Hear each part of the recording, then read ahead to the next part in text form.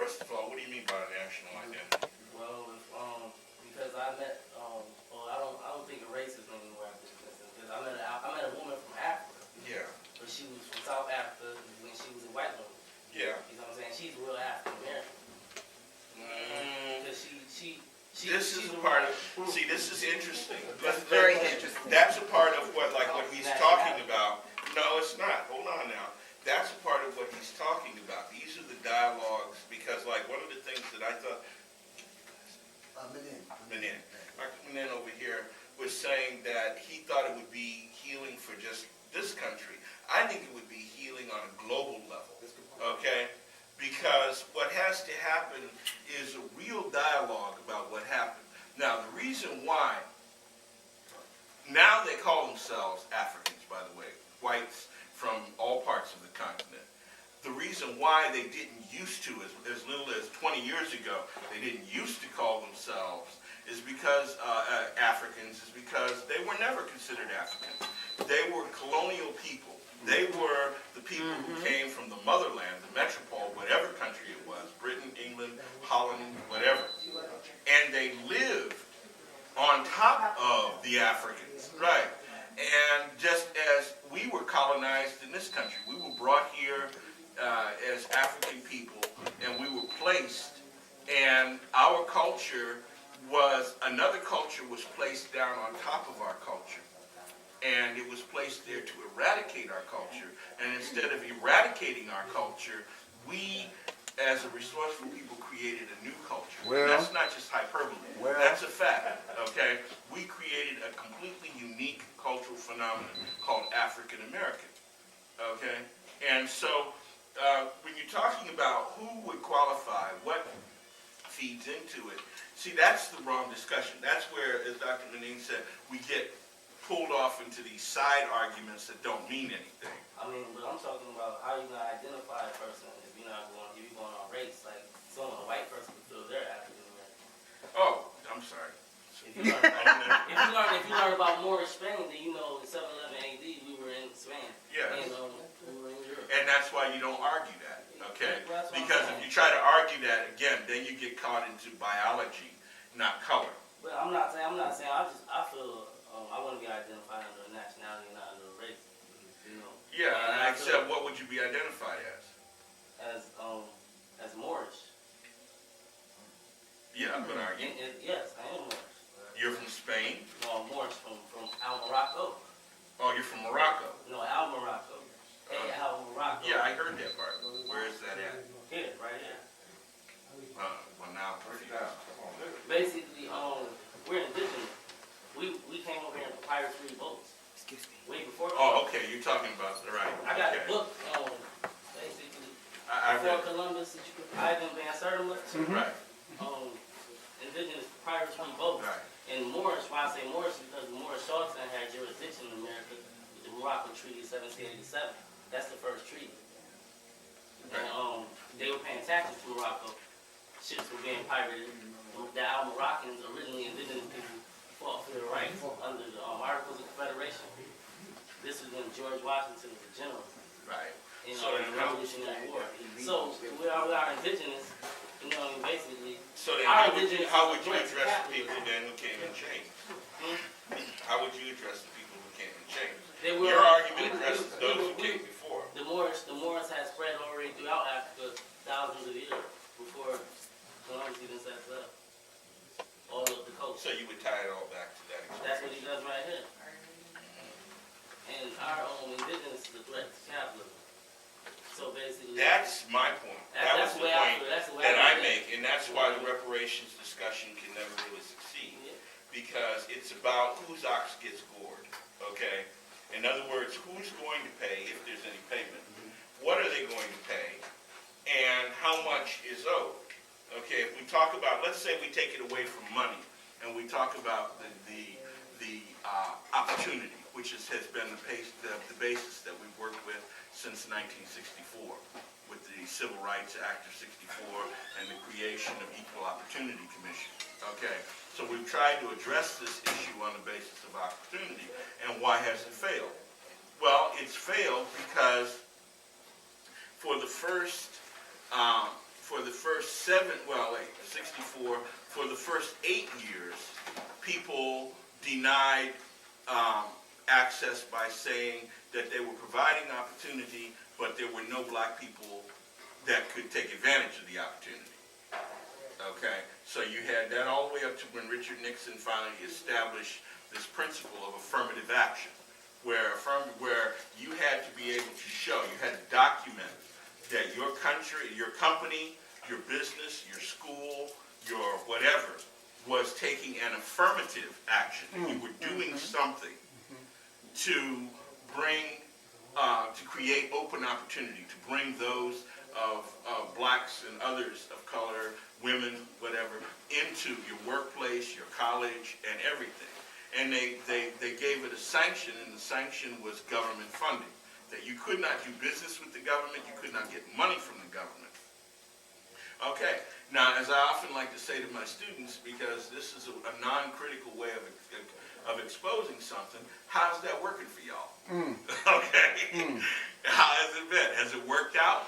Okay, because when we look at where black people are now, we're, let's see, 64, 2004, that's 40 years, 43 years later, how has the great opportunity thing worked for us? Are you saying reparations has already been made? No, I'm saying that people haven't figured out how to do reparations. They first sought to do it with opportunity, and it wasn't a sincere effort. That's what I'm saying, very frankly. It wasn't sincere because of all the debates that this brother talked about, that I alluded to before, that haven't taken place. There has never been, he said it, I said it before you, by the way, there's never been an honest discussion of the impact of race in this country. And since the early 1990s, people have been moving further and further into denial. Okay, and I'm not talking about a river. All right, and so it's just been further and further into saying to where you have some people, young blacks in your generation, maybe even in your schools and your neighborhoods, who they don't even think in terms of racism. They think it in terms of themselves. That the problem is not because they belong to a general race, because they don't have any more feeling for black people than they have for a cockroach, okay? They just figure that the problem is they're not getting theirs, so they got to come up with a way to get theirs, okay? And if they can find a way to get theirs, okay, then life is going to be good. Yes, JB. Sure. I think it's crucial once again. I think there's a couple points Dr. Vance wanted to respond to. I think you mentioned 3 points of who will pay, how much, and who will reap the benefits. But even before that, once again, I'm thinking when we talk about reparations, we get pigeonholed many times and we think about purely monetary compensation. I think that's one way to repair. Okay, I don't think it's the only way. Think about your entire life right now in terms of your paycheck is one thing for sure, it helps out a lot, but we know a lot of people are unhappy who have monies, right? We know that as well in terms of holistic health, in terms of how we live our lives. It's not totally based, especially being spiritual people, it's not based on just solely monetary gain and reward. But that's exactly, I'm saying the exact opposite. That unfortunately, over the last several decades, even African Americans have been co-opted by that kind of consciousness. And so more and more we're seeing people who only believe that life is all about money. It's not about anything else. Except money. Well, I certainly say that's a certain segment of the population for sure, but I won't say that it's in terms of the entire population. I'm thinking it's predominant, but I would, that's the cynical part of me. But the other people want to still believe that it's different. That's why, actually, I see some... JB, go ahead, JB. Finish your thought. I want to say this, I want to get a lot of questions in here, is that we have to, how I look at it personally, is that we have to look at it holistically, in terms of how do we become whole people. Amen. Okay? And one part of that process is having acknowledgement from the government. Simple as an apology. There's been no apology for slavery in America. Yeah. Virginia has passed. Oh, Virginia. Well, yeah, there's states. Federal. Yeah, there's states. There's been certain states, for sure. There's been certain states, but this is a federal, we live in a federal system, so there's been no national response, Right. federal response by the national government. Because you're absolutely right, there's been single states who have done that. Think about maybe 5 or 6 actually. And Yes. that's great. Yeah. That's a And starting how process. do you feel about that? How do you feel? It's a start. It's getting the ball rolling. But the fact is we have to have federal acknowledgement as well to have a sense of accountability. This is to both of you, do you feel that those states that have apologized, that are slowly doing this start, do you feel that that's going to help to get it to the federal level? I don't. And I would say that it's a step in the right process. Is it guaranteed? No, but I think you have to have some people willing to step out there and say, okay, this is from a state level as well. People who are in so-called leadership positions saying that this is wrong. And so I think it is the start of the right process. Am I saying that and give a timeline? Absolutely not. But at least we move in the right direction, because before it wasn't needed. Yeah, I agree with him, Dr. Manning, to a certain degree, but the only thing I'm seeing is as we have growing individualism, I'm seeing more and more people say they have nothing for which to apologize because they didn't do anything. Amen. And they, as individuals, did nothing. And that's the way they view it. I'm not talking about that's true. I'm just saying that's the way they view it. So that's where that discussion kind of runs into a problem. I'm in total agreement with you. If we could have people be more holistic, that would be wonderful. It's going to happen, but it will be another 20 years before people feel the need to really repent, not just repent for slavery and the treatment of African Americans, but repent for all of the greed and the misplaced values that have emerged over the last 20, 30 years. Dr. Anderson, you had a comment or question? Yeah, I preface it like this. The question, of course, is to be human, therefore valuable, therefore worthwhile, therefore deserving of anything, has all, in this country, always been in charge of a white man or white men. And could reparations speak to that in terms of expecting that there'll be, I'm going to go to Du Bois now, a talented 10th, or whatever percentage you want, coming forward to be involved in defining the terms on which the discussion will go on, on which the dialogue will go on. Is there a role for a talented 10th as to kind of offset the category that you described for the government? Yeah, I would say even now, I have colleagues in New York City, that's where I just came from, so I was waiting, unfortunately. I have colleagues who are working on lawsuits to press the federal government to reward Black American African Americans with compensation or reparations. That's in the federal courts right now as we speak on appeal. We have people at the Black United Front in Chicago, Conway Royal, right? We have people like Charles Barron, New York City, councilman from New York City. We have people all throughout this nation who are on the cutting edge, a vanguard of folks who are headstrong, not headstrong, but who are committed to seeing this issue through.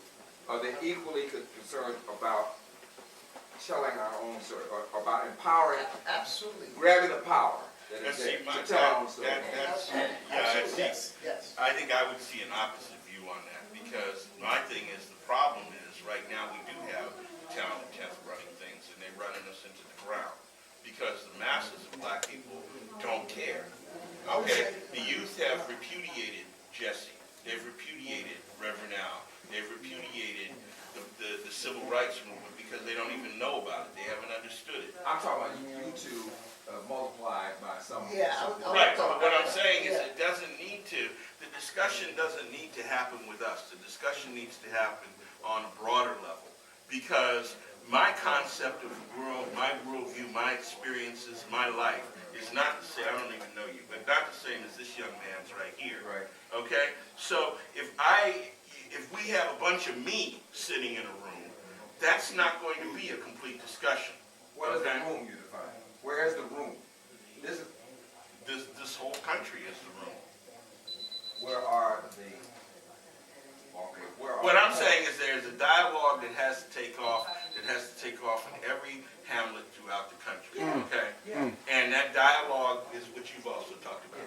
And that dialogue cannot happen as long as we have a representatives, those who have like a certain privilege come in to sit down and talk about things For in us. intellectual fashion. For us. And then go back and tell everybody else Right. what they should be thinking. I'm saying that it's got to include anybody who wants to have a voice, okay? And it's got to include all the voices on an even plane, okay? That's why I said I don't like all this doctor stuff, because my being a doctor or whatever was just something that I had time and money to do, okay? The fact that he's not doesn't mean he can't see the world any clearer than I can, okay? In fact, he may see it more clear, okay? And that's a part of the problem that we have today is we have, as a culture, our culture, you know, you're definitely, and I applaud you for that, definitely much more involved in activism than I am at this point, okay? I just want to add on to that, go back to the doctor's point. Is that I have traveled around a lot, and Rochester is the one city of many, of course, in the U.S. But where I used to live in Brooklyn, I just came from there right now, actually, lived there, went to law school, whatever.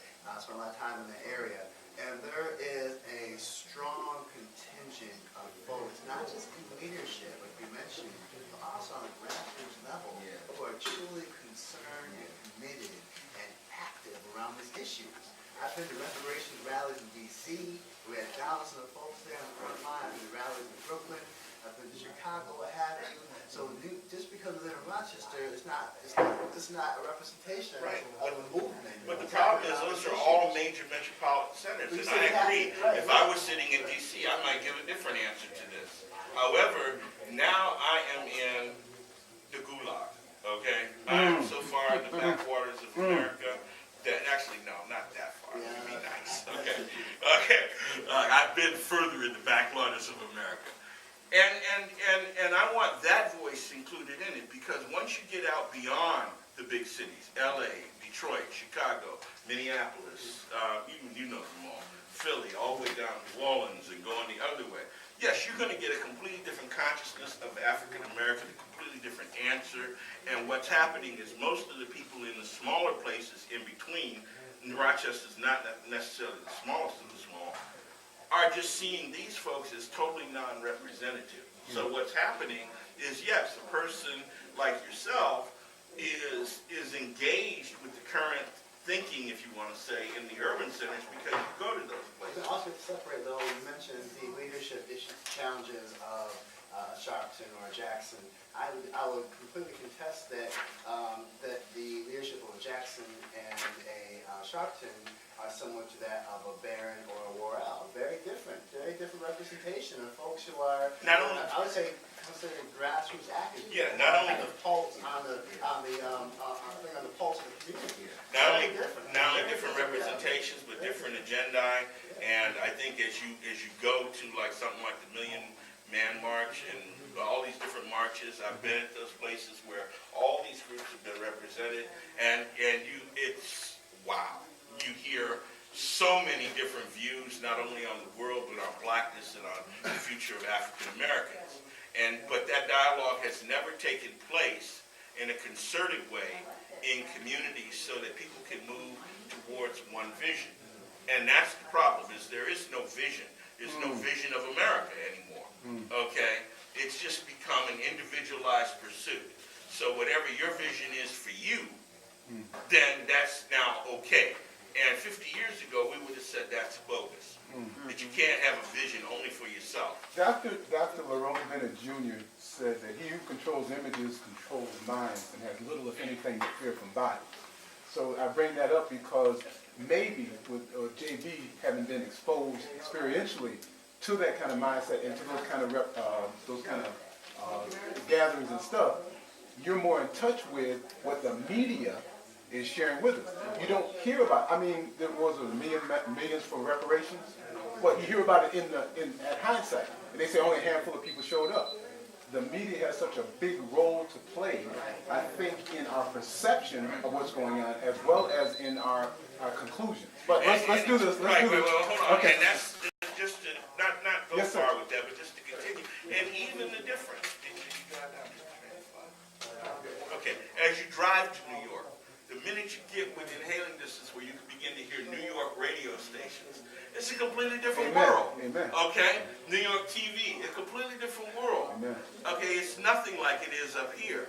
And so the people up here are fed by the atmosphere up here, and that's, you have to somehow account for that. You can't just, because again, right now this is your age of activism, you're involved, you're traveling to those circles, you're moving in those spheres, and I'm aware of them, I'm just not in them. I'm in this sphere, and so now I'm more aware of what happens out here, okay? And my thing is that somehow, as you've said too, I don't think we're saying anything different from each other. The bigger question is how will we form a world in the 21st century? Not just how will black people get any money or how will they get their respect, but that if African Americans and this issue of repairing the relationships can be resolved, then we can repair relationships globally. Bob Cobbett, then the lady in yellow, please. I just want, Let Bob and then the lady in yellow. Bob Cobbett. First of all, thanks for being here and sharing with us today. I represent a group called Moving Beyond Racism. We've been active the last 4 years, but it's grassroots, little by little. We have a program, we try to do some of the initiatives, strictly grassroots. And one thing about the media is true, we can't get people. I don't think they like racism. Which brings up my other point that we're trying to create that dialogue we have over the years in different ways, but small. And the other thing I want to ask, I want to make sure I can ask a question. I got so many soapboxes. I got one question. In the milieu of this college, I remember Randall Robinson came from Nazareth years ago, and I asked him the same question. In his talk and so on, he said, he kept using the word slaves and slavery. And I asked him that for a white person to hear that, it's like a historical fact. And a white person would say, well, that was then, this is now, like the Industrial Revolution. That was then, this is now. And why there wasn't more of an effort, and maybe you can share with me what's going on at the college level, you can't use slave alone and tell the picture. It's got to be enslaved. Right, but see, I think the part of the enslavement. The part of the formula that's missing is no, it wasn't then and now. It's ongoing. Yes, right. Okay, Yeah. that slavery hasn't died. Slavery's merely mutated. Okay, so we're dealing with the same old game, just a different field. That's why I wondered why they don't say enslaved more, because it puts responsibility on our ancestors. Yeah, but that's not the argument. It's not a responsibility on your ancestors. It's the responsibility of this country today. It's the responsibility of every one of us. I'm just talking about how I see it. Okay. How I see it. Well, I'm sort of just asking maybe a simpler question. Is it used in the college level? You say, like after people say, well, my father, or both of me, my father was a slave. And that's all right in the literary part of it. You can tell stories, but that use of that word just reinforces the idea that it was whose responsibility is it? It was our ancestors' responsibility. Someone decided to do what you enlightened us today. All those decisions were made. So people of color were enslaved. I wonder, is that you? Yeah, go ahead. Real quick, I think we have other questions here too. The language I use in my class is enslaved Africans. I don't use slave because I think it's too limiting. Okay, we were Africans first. First of all, unfortunately, our history is taught in these schools, if it's taught at all, as we're slaves. And from this coast on forward, we don't even start talking about Africans. So I'm trained as an African. Is it still there in the text like that? Yeah. I'm trained as an African historian. Before I went to law school, I did my master's in history doing African affairs. And so when I land, I'm very specific. I tell them why I'm using the language I'm using, so people can connect to it, not just gloss over what have you. So I think it's very important that we understand we have a history beyond, the 1600s and, the slavery down the South, what have you, So I think it's very important. Language is crucial. So I think you're right. Language has a role to play in terms of how we envision the world. And we need to create a knowledge. And also the knowledge of our history, because my father was not a slave, my grandfather was not a slave, my great-grandfather was not a slave. The Golfans have never been slaves, okay? We have always been free. And the thing is that that's a part of the history and the story, because it's not just about reparations for slavery, it's reparations of a relationship, because the people who were free had no better life than the people who were slaves, because they were constrained by the same contract of color. Okay. The institution of Right. slavery, yeah. And that's why you don't necessarily try to argue from the position of, well, how do you establish who and what and this kind of thing, because it's not about individual. It's not about an individual declaration, and it's also not about something that it's like the things that go on every day. In the NBA, we still have volunteer slaves, people who sign up to be slaves, and they're treated like slaves, traded, just like on the auction block, and they love it. They line up for it, okay? In the music industry, the hip hop industry, I was just at a forum the other day, and people were asking me about hip hop, and I told them, I said, the hip hop industry is the same as you get with these new so-called urban lit, these new black books that you see here, urban lit, street lit, all these titles about thug life and one of them there was something like Girl It Ain't Easy, Loving a Married Man and junk like that. These kinds of books are coming out. They're portraying our culture, representing our culture in a specific way. They're also transferring messages to the generation. Movies like Boys in the Hood, which actually was the best of a whole slew of very bad films, transfer messages. And those messages are transferred above other messages for a reason. Mostly, as you referred to capitalism, I did too, mostly because it plays into the profit role of capitalism, okay? Portraying black people, demonizing black people creates an image of an enemy in this country. So therefore, as long as people can be, I hate to use you guys, but you're visual aids, okay? As long as people can be scared of two guys like this. Now, I don't know these guys. I don't have anything to do with them. All I see is that they look like they're young, they're black, and they aren't wearing suits, and they don't have Dilbert haircuts, okay? So therefore, they must be thugs, all right?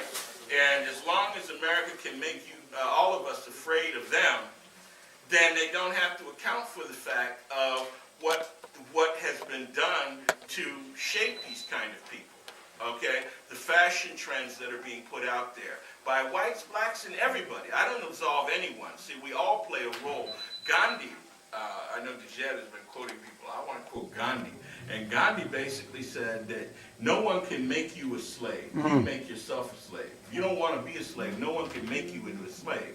And that's really the way it is. We create slavery ourselves, even down to, because I've had students ask me this when I teach this in class, well, what about you? Would you say that happened to you? Even down to me, okay? I'm running up there every day taking the man's money, okay? Proudly. So let's be straight about it, okay? Because until you can be straight about it, then you can't do anything about it. Now, if I were to sit here and say to you, well, see, actually, I'm not a slave. I'm a very liberated person because I work for myself and I do this and that. Now, I work for IIT, okay? Well. And proud of it, all right? And glad to get that check. Now, when I decide I don't want to get that check anymore, then I won't be working for them anymore, okay? I've already worked for me, okay? And that wasn't taking me across the street, all right? It's much nicer this way.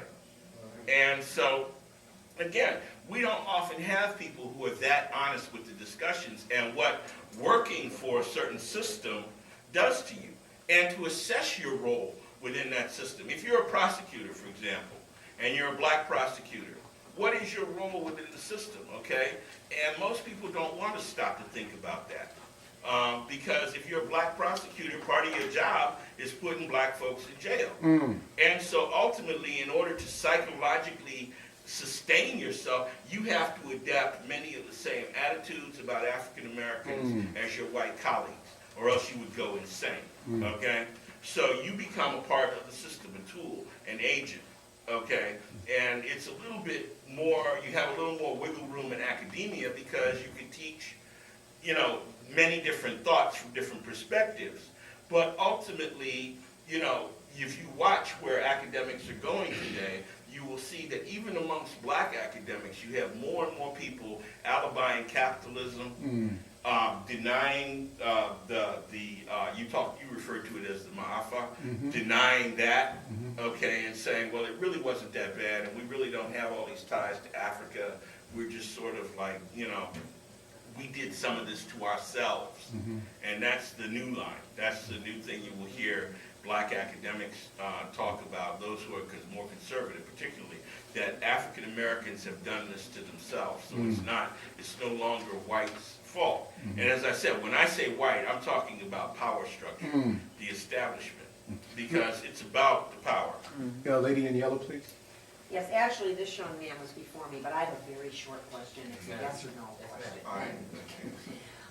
When you talked about those rallies that you went to, were they mixed, or were they African Americans demanding, or was it a mixed group of whites? It's mostly African Americans. Oh, thank you. That's my question. Thank you. My question was, the reparations we made if we continue to assimilate and separate. I just think we're a lot of youth, and we're still in wonder. Even if enough of us got together, is the United States gonna listen to us? I mean, we're assimilating with them, so until we separate and pull ourselves away from them, are they even gonna pay us any attention, you think? Well, that's an excellent question. First and foremost, anything that's ever happened in this nation for social change has been only the demand, okay? Very Douglas, I mean, some Roger said that. You know, power concedes nothing without demand. It never did, it never will. And so you have to have a mentality that anything worth obtaining is a struggle for, okay? And people are not going to give you $1 trillion, okay? They're not just going to give you resources and power. They're just going to give you, you know, your dignity. You demand it. You demand it. And you claim it, right? Like the brother was saying here, you have to believe you are a man or a woman of dignity. No one can take that away from you, right? So I guess my first response is that there's always going to have to be an organized process to claim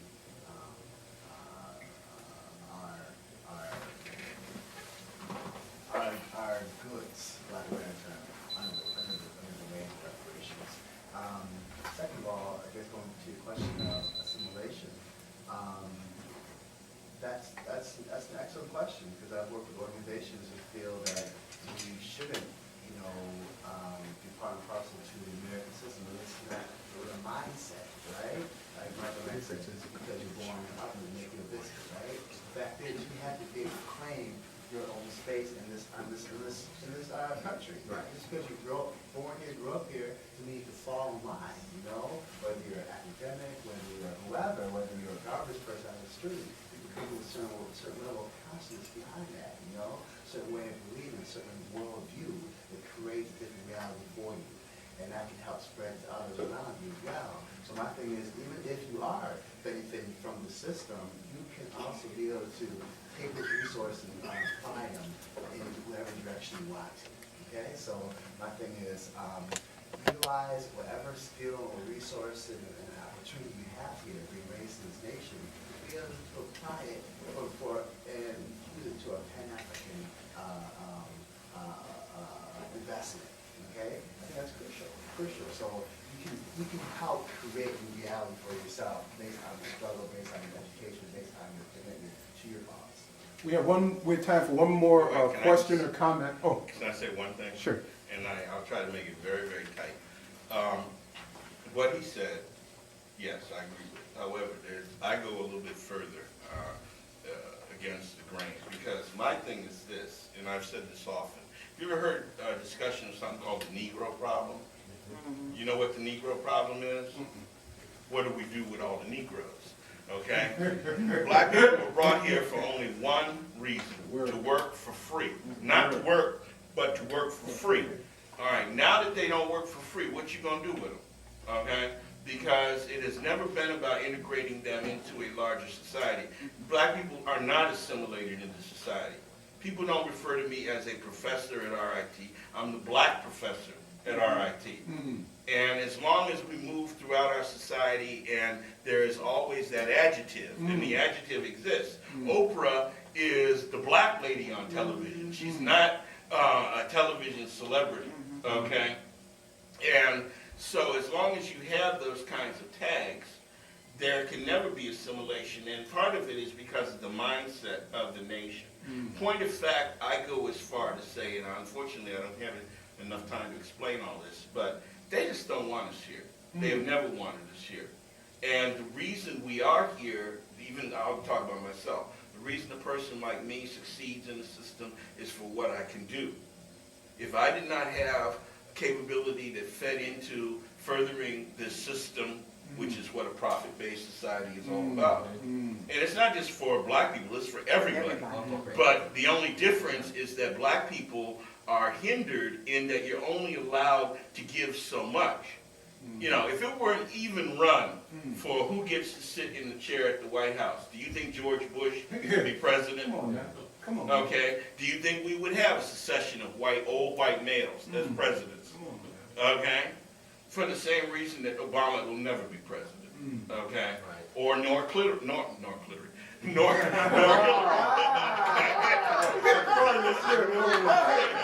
That's the wrong session. That's next week, okay? I hear you. But anyway, nor Hillary. I'm so sorry. I was like, yeah, never mind. Never mind. Never mind. Anyway, nor Hillary, because this country is not going to be run, you know, the real America, the real American culture is not open to being led by a woman or a man. Now, there is this mouth. Yeah, I mean, you get people walk around all over the place. People will walk around and say, oh, isn't Obama wonderful? Oh, look at him. He's so handsome. He's so smart. He's so intelligent. But when they go to that booth, it's a whole different story. Because I would venture, and we can't necessarily do it here and now, but I think if you went out, if you know young white people or whatever, ask them, would they be willing to turn their fortunes over to black people? Would they be willing to live in a country run and controlled by black people? And they would say, hell to the no. Okay. Not even. I would disagree with that. Oh, you would be willing I would to do say that? it's, I would, sure, because I'd say it's an evolution, the way you were just talking about that before. It's an evolution. And I think we've come, I look at just in my lifetime, the things that have happened to the plus side. There's always going to be the negatives, but there's more pluses all the time. What's the pluses? In terms of upward mobility of the black population in the United States of Of America. some blacks. I think a great portion of blacks. No. Statistics show just I go the down to opposite. New York City and Long Island and everything, the scales of economy are almost identical. The income scale, you live there. Now granted, there's. No, if you look at the I actual think you're being a little statistics, too it's not true. cynical. By the way, I could sit and listen to you all day long, but I think you're being a little too cynical though, I think, about your view. I think it's a little too cynical. And there will be, like right now, there's a poll, 20% of white males say they'll never vote for Hillary. Well, or 20% of males will never vote for women. But I'll bet you 50 years ago, that would have been 50% of women. 20 years from now, it'll be 5%. And it's the same thing. It all depends on the message. I'll vote for a black president in a heartbeat. If he has the kind of ideals that I agree with, I would do it in a heartbeat. I won't say that I don't believe you. I'm not going to say you're not telling the truth because I don't know either Oh, of those this is things. gospel truth. But yes. But what I would tell you is this. First of all, check the actual figures on the economy of America, and you will see that African Americans have not advanced in the economy. Some African Americans have, but the masses have gone into the underclass. Okay. In other words, they're poorer than they were 30 years ago. And then that part, I would say, part of that is self-inflicted. The same way there's poor whites who can't climb out either. And I think part of that is self-inflicted. It's across the You board. and I would have a great discussion because I actually. I don't think it's just self-inflicted. I also think that they had additional support and help with staying down there in the barrels. Also, we are not keeping our monies in our communities. The money is going out of the communities. And not only that, we've had help in destroying our communities. Let's go back to the Black Wall Street. Okay, that was totally destroyed. There's a lot of assistance in destroying, like you were saying, sir. I agree with you on what you're saying in some aspects, but I also believe that yes, things are moving forward, but they're not moving forward in a large percentage of our people. They're not moving forward to be successful. And that I mentality, like you said earlier, is running rampant. And see, I think it's because of a system of social triage. Right. From the moment of conception to the moment of death, there is a difference in the experience of the average African American and the average non-African American, specifically white, if you want to say. There's a complete difference in experience, and it starts with prenatal care. Yes. Okay? Yes. If you're talking about women who live in poverty and access to effective prenatal care, if you don't have effective access to prenatal care, your child is already 5-6 steps behind. Okay? And then, Oh, I thought somebody said, okay. Oh, I said segregation. Well, no, and that has happened too, is that we have resegregated American society. We don't talk about it that way. And I think that's a two-sided street, because when one of my workers, when I lived in California, he was graduating from UCLA, we go to the ceremonies, it was the black ceremony. They separated, they didn't want to have the ceremony, they didn't want to have the graduation with the whole population in general. That's not true. When did this happen? What year was this? They have a black ceremony, they have 7 or 8 different ceremonies in UCLA. There's the Latinos. And so did I. So what year are you talking This about? was 91. Check this out. This is what happens. I graduated from UCLA with a master's degree in '94. Oh, okay. And it's '96, and we have an African graduation for sure. There's a Latino graduation for sure. There's a gay and lesbian one. Those are done in conjunction with the large. Right. Black folks go to that one, but they also go to the other one as well. And so it's not a matter of not wanting to be a part of the collective, but also we know that we have had other obstacles in front of us to get through this process. And so collectively, we have to. Once again, a self-healing process. It's cathartic for us, Well, to me, see, I don't see that as a self-healing process. I see that as because when I was growing up as a child in the '60s, it was like, let's make everybody at the table. Let's bring everybody to the table. Come on, let's Right, and you come know on, what? let's And work you know together. what? And you know what? That almost happened, except for one problem. Because when we all got to the table and we all sat around, people came and said, well, first thing that has to happen is we all have to act, talk, walk, think, and look like you in order to stay at the table. And if we couldn't, then we can't stay at the table. You can't stay at the table. You got to go. That's right. And those are the sacrifices that a person like me makes to work in any kind of corporate America or, institutional America. That's why a lot of brothers just say, screw that, and they stay on the corner. Doesn't make them any less smart, doesn't make them any less capable. It's just that they're not willing to sacrifice that way. But that's how all that happens. There's a great book, if I can recommend something to you, written by, I think she's president of, I want to say she's president of Spelman right now, but I might be wrong. It's called Why Do All the Black Kids Sit Together in the Cafeteria? And so, I think if you read that book, it's a book on the psychology of racial identification and how that starts to affect us as children, how we grow up through that process and begin to identify to a certain comfort level to where, like Dr. Monique says here, people have these ceremonies, because of the shared experience. For an African American to go to UCLA, each person has their own story, but there are so many shared experiences that people come together and talk about, and so that's part of what they celebrate. And it's done that way everywhere else, because when you have the what we call main ceremony, Nobody talks about how white the main ceremony is. Nobody says, well, gee, look how white this is. We're like excluding all these different perspectives and peoples and all this stuff. They don't think about that. They think of that as, quote unquote, American. Okay? America. And so, As apple pie. and so now, yeah, he used the term norm. That's another word that's used. And that's what happens. Nope. And that's where the table failed. If we had gotten to the table, and you know what? Don't feel bad because it's still going on. Right. That's the challenge of the 21st Well- century. We have to come to the table, all of us. You can't just snap your fingers, because it took, like you said, 300, 400, 500, whatever, how many years it took, before that. And we can't expect to all of a sudden just go whoop, just like that, because there's a lot of things that You have know to be what? done. You know what? I disagree. I disagree. Because it all has to start with the mindset. That's right. Okay? If you sit down at the table and you're sitting at the table and say, I want to be at the table, like if you and I were having lunch. Right. Okay, part of my mindset is I want to have lunch with you. Okay, it's an unconditional thing. And same thing with mine. Right, so if you're having lunch with me and you order, let me think of something I can't stand to even look at, milk toast.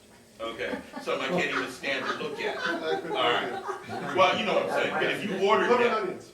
okay, right, Every once in a then while. I have to live with that. That's you, not me. Right? I can't say, well, look, I reject you now because you have done something that offends me, okay? I can tell you why I don't like it. I can tell you about it, et cetera, et cetera. You might tell me why you don't like liver and onions or whatever. Now we're sharing. Now we're growing. This is what they call, in today's world, pluralism, which, again, many people are against.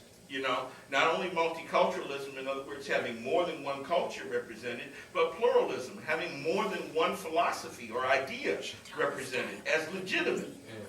Okay, so what you end up doing is you end up trying to recreate, and this is why the civil rights movement fell apart. Okay, and when I say civil rights movement, is like the movement virtually ended in '74, if you want to talk about movements.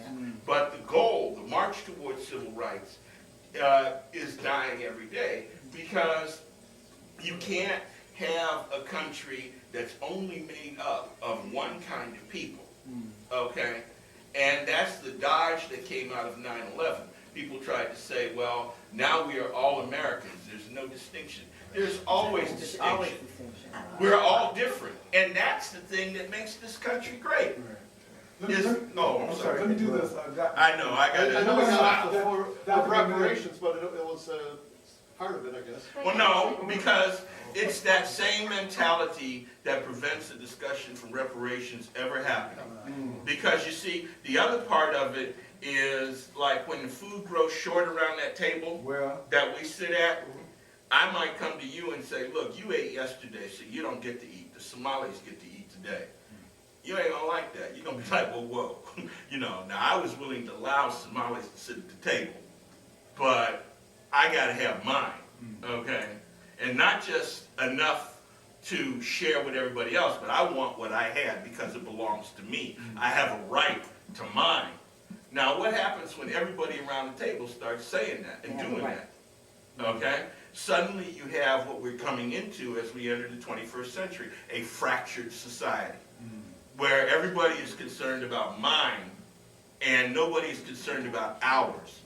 And so we never get to the point of looking at, well, wait a minute, if this brother over here has a good mind and needs an education, why can't we get him an education? Because he will be better for our future if he has an education. No, what we do is we build a prison and put him in it. And that solves the education problem. We don't have to educate him, we can put him in prison. Why? Because we don't need him in the We workplace. can get into another discussion on that, but. Yeah. Let me do this, because I know I had the time for it here. But I'm gonna let Dr. Menden have the final word, and then we have some presentations for our panelists. But if you would summarize or just make a final comment, please. Yeah, no, first of all, it's been a pleasure. First of all, thanks for inviting me here, so I was late.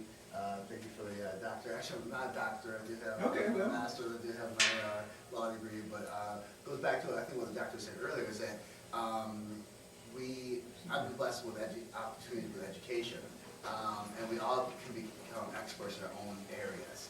And just because we've gone through the society's process of giving us these degrees and jumping through these hoops does not mean I'm any further ahead than anyone else in this room or in this community whatsoever. So it's my pleasure to be here.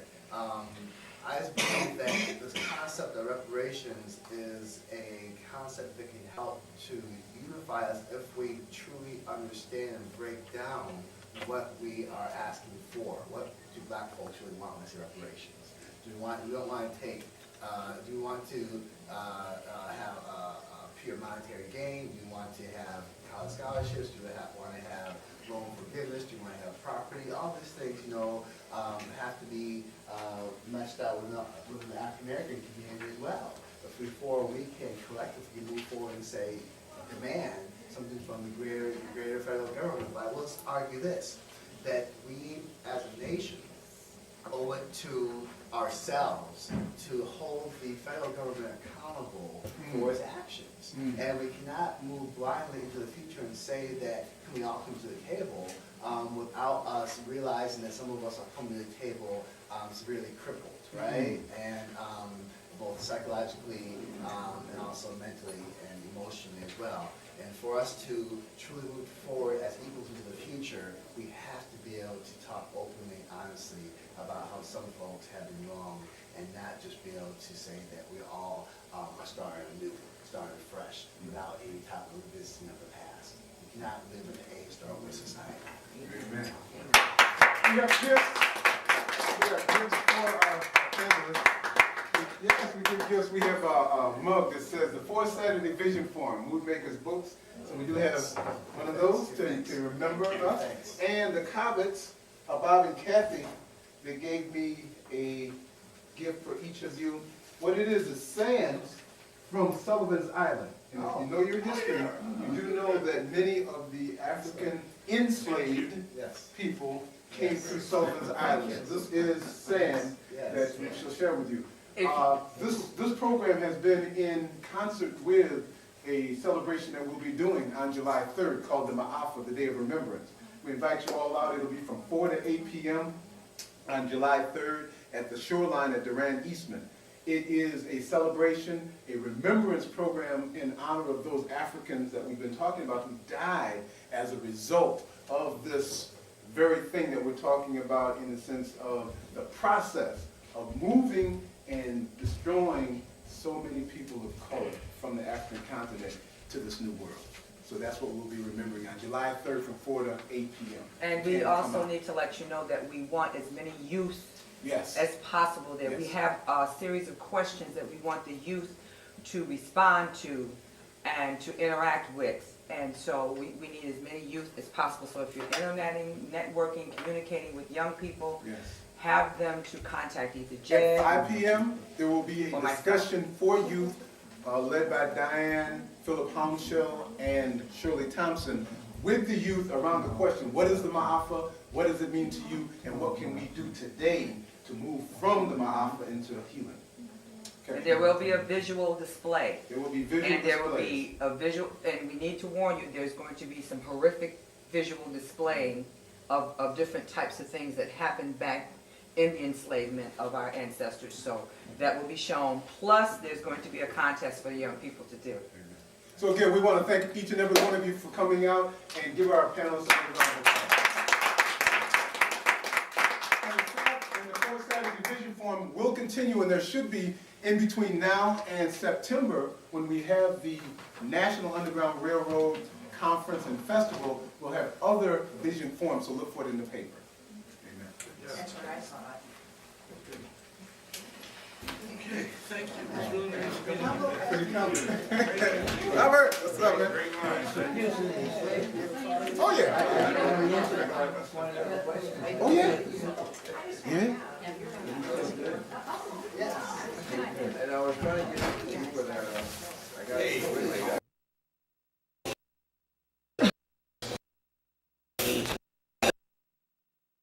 Ordinary sentiment. You and wild thereof, the nerve we seek, secretly confronted by the fact that we each too are supposedly alive, and after all the facts are considered, it doesn't actually matter if the cup is cracked or clean or upside down, as long as the liquid is sweet or flavorful, bold, or obtainable to ears and hearts, or tongues, or tendrils, the wild flowers, because it's been kissed somewhere where we weren't looking until there was something to see. Look at that. That's wild.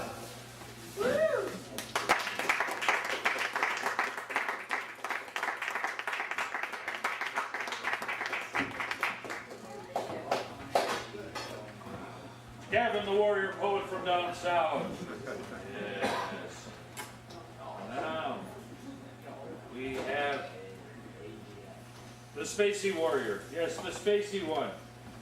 The shack meister. Man shack murderer.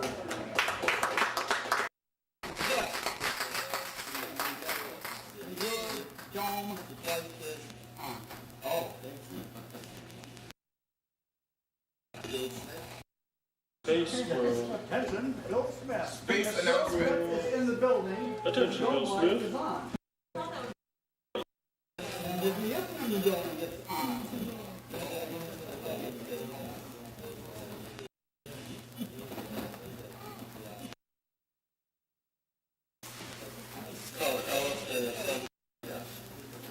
Then when the sun and the trees boundary for pastel proliferation is when I catch it, the leaf.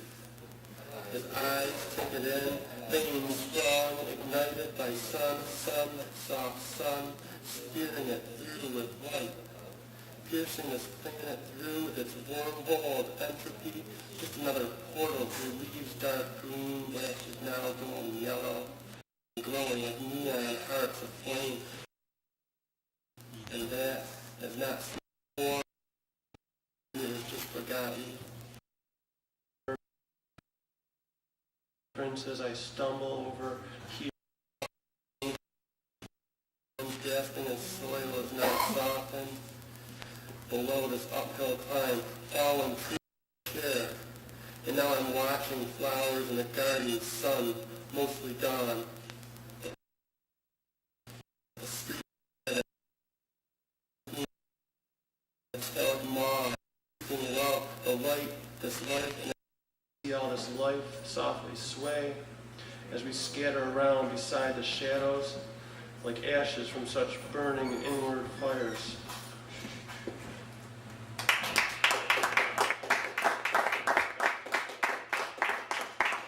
And I was like, I'm not going to do anything like old or anything. I'm just going to do new stuff because that's why I like the open mic. You can get up here and do whatever the hell you want. Yeah. Say whatever the hell you want. Yeah. Daily. Yeah.